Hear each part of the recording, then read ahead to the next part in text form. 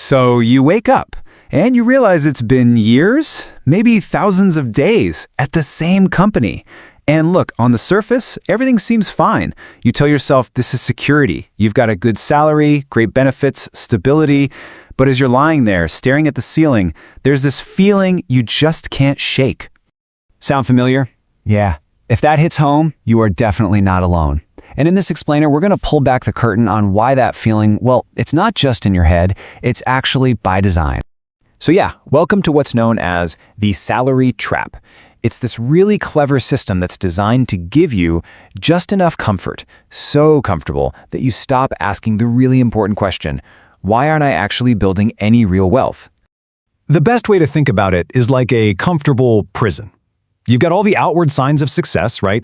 The steady paycheck, a good benefits package, but the one thing you don't have? Freedom. The freedom to just walk away. You're completely dependent on that job.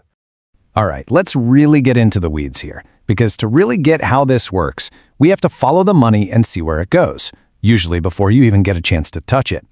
So let's take a look at a real-world example. Meet Sarah.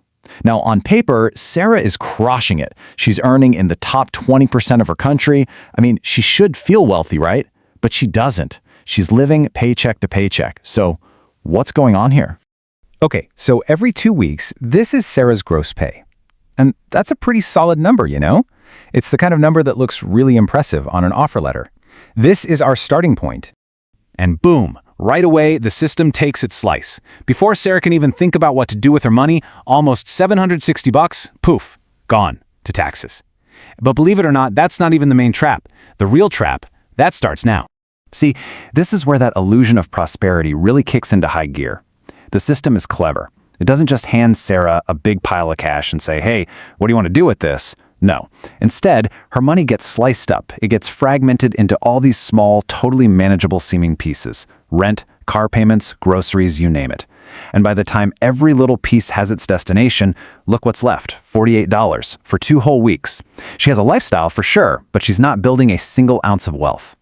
And this right here, this is the trap's first big weapon, the illusion of prosperity. It's this psychological trick where you have all the stuff, the nice apartment, the decent car, all the subscriptions. You feel successful because you have things. But the reality is, those things are eating up your entire income, leaving absolutely nothing left over to build real, actual financial independence. But that illusion of prosperity, that's just part one. The second part of this trap, well, it's even sneakier.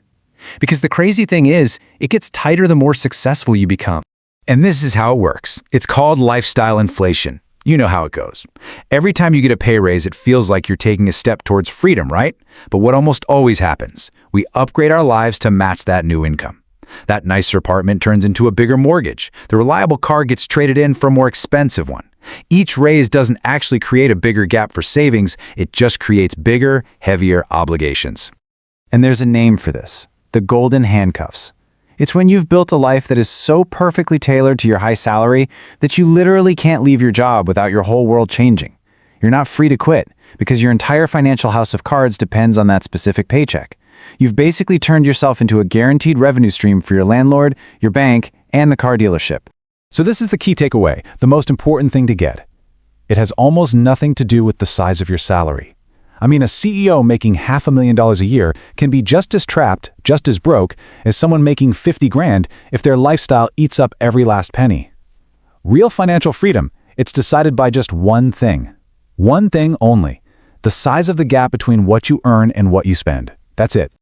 You know, the most powerful thing you can possibly do is just realize that this isn't some law of nature. It's not inevitable. It's a system.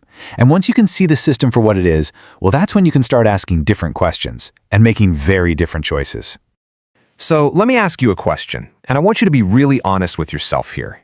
If your job disappeared tomorrow, poof, gone, how many months could you actually survive? Could you maintain your current life for 1 month, 3 months, 6? Now, if your answer to that was a little scary, a little shorter than you'd like, you're not alone. Not by a long shot. The data shows over 60% of professionals are in the exact same boat. They are literally one bad month, one unexpected layoff away from a total financial crisis. Now that's not security, is it? That's fragility, just dressed up to look like stability. So seeing the system for what it is, it means you start changing the very questions you ask yourself. So instead of just asking, how do I get a promotion? How do I earn more? You start asking, how do I own more? It's a huge mental shift. You stop focusing on the next raise and start focusing on building assets, things that work for you, instead of piling on more obligations that you have to work for. Okay, so how do we actually do this? How do you dismantle the trap? Look, this isn't about being reckless and quitting your job tomorrow. It's about making a strategic, intentional shift in how you handle your money. Let's break it down into 3 simple steps to get you started. Okay, first things first. You have to understand the fundamental difference between income and wealth. They are not the same thing. Your salary, that's income. It's a temporary stream of cash that stops the second you stop working. Wealth? Wealth is different. Wealth is built from assets, things like stocks, real estate, a business, even just a big savings account. These are things that are permanent, and they can even generate more money for you while you sleep. The whole game is to convert your income into wealth. All right, step 1. You have to aggressively attack the gap. This means every time you get a raise or a bonus, you make a conscious choice to keep your lifestyle exactly the same.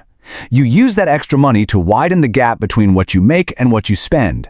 Step 2, you redirect that new, wider gap. You funnel all that extra cash into assets, investments, savings, anything that builds your wealth. And finally, step 3, build optionality. The second you have 3, 4, 6 months of your living expenses saved up in cash, something amazing happens.